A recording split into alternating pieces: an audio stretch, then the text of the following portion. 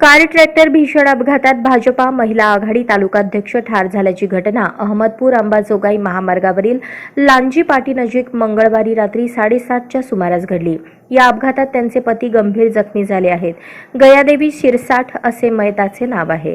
अहमदपूर येथील भाजप महिला आघाडीच्या तालुकाध्यक्ष गयादेवी शिरसाठ या मंगळवारी शिरसाठवाडी येथील सप्ताहाला गेल्या होत्या। दरम्यान सप्ताह संपल्यानंतर त्या अहमदपूरकडे येऊन परत किनगाव मार्गे लातूरला जात होत्या। दरम्यान लांजी पाटीनजीक मंगळवारी रात्री 7:30च्या सुमारास ट्रॅक्टर आणि कार यांचा भीषण अपघात झाला।